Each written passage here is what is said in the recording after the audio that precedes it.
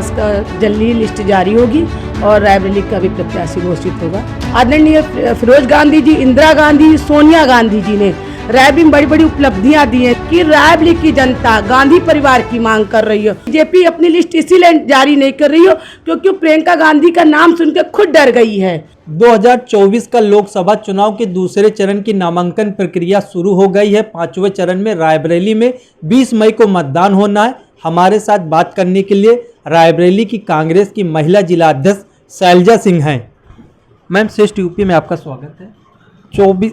2024 के लोकसभा चुनाव में अभी तक प्रत्याशियों के नाम नहीं घोषित हुए हैं। आगे मुझे उम्मीद है कि हमारे संगठन कांग्रेस का जल्दी लिस्ट जारी होगी और रायबरेली का भी प्रत्याशी घोषित होगा।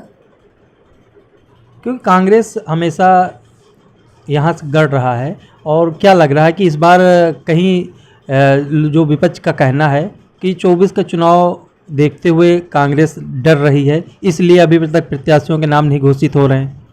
देखिए, कांग्रेस नहीं डर रही है। कांग्रेस ने इतना विकास किया है। आदरणीय फिरोज गांधी जी, इंदिरा गांधी, सोनिया गांधी जी ने रायबरेली में बड़ी बड़ी उपलब्धियां दी हैं। नेशनल हाईवे और जहां शिक्षा की बात आती है निफ्ट, एफडीआई और स्वास्थ्य की बात आती एम्स, महिला डिग्री कॉलेज, महिला अस्पताल, इतनी सुविधाएं दे रखी है। रायबरेली में इतना विकास किया है कि रायबरेली की जनता गांधी परिवार की मांग कर रही है। और मुझे तो लग रहा है बीजेपी अपनी लिस्ट इसीलिए जारी नहीं कर रही हो क्योंकि प्रियंका गांधी का नाम सुनकर खुद डर गई है।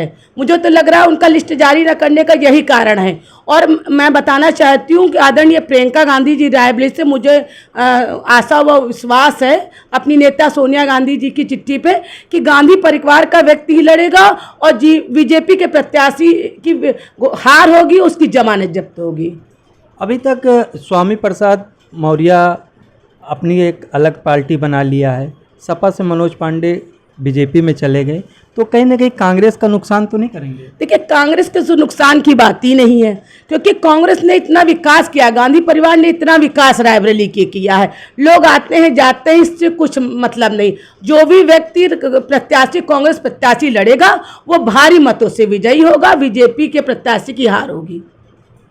जैसा कि जो कांग्रेस का गढ़ है 1992 से लेकर अभी तक कांग्रेस हमेशा रही है, तो क्या लग रहा है कि इस बार जब 24 का चुनाव होगा, क्योंकि सोनिया जी राज्यसभा से चली गई हैं, तो अभी तक जो नाम कई चल रहे हैं कांग्रेस में कि प्रियंका जी आएंगी या उनके प्रति वाडा कई नाम चल रहे हैं, तो ऐसे में क्या रहेगा चुनाव? मुझे तो नहीं लग रहा है कि क्या कौन कह रहा है। मैं तो एक ही नाम सुन रही हूँ, रायबरेली की जनता भी यही नाम पुकार रही है, आदरणीय प्रियंका गांधी जी का नाम पुकार रही है। दूसरा नाम तो मुझे आज तक सुनाई नहीं दिया कौन क्या कह रहा है, मगर रायबरेली की जनता, बच्चा, युवा, महिला सब आदरणीय प्रियंका गांधी की मांग कर रहा है क्योंकि आदरणीय प्रियंका गांधी जी एक ऐसी महिला है जो कहीं जब हमारी बेटियां सोचा मणिपुर रहा हो, जब महिलाएं सूटकेस में मिलती हैं, महिला बलात्कार होता, महिला उत्पीड़न होता, उन्नाव रहा, सेंगर का मामला रहा, कुलदीप सेंगर का, एक आदरणीय प्रियंका गांधी जी है। तो मैं एक महिला के नाते मेरी तो यही मांग है कि आदरणीय सोनिया जी भी पहले एक महिला थी, उन्होंने यहाँ पे लोकसभा चुनाव में रायबरेली का विकास करे। इंदिरा गांधी जी हमारी एक महिला थी। मैं आगे भी यही चाहती हूँ विरासत को संभालें और आदरणीय प्रियंका गांधी जी रायबरेली लोकसभा चुनाव लड़ेंगी। और मैं बताना चाहती हूँ विपक्ष को कि एक तरफा चुनाव होगा, ये वो देखेंगे।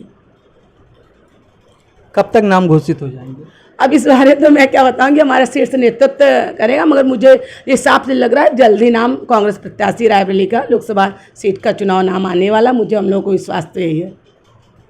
हमारे साथ बात करने के लिए महिला कांग्रेस जिला अध्यक्ष शैलजा सिंह थी। उन्होंने भी कहा है कि रायबरेली से चुनाव प्रियंका जी ही लड़ेंगी और यहाँ पर एक बार फिर कांग्रेस का वर्चस्व लहराएगा और भारी मतों से जीत हासिल होगी। श्रेष्ठ यूपी के लिए पंकज कुमार, रायबरेली।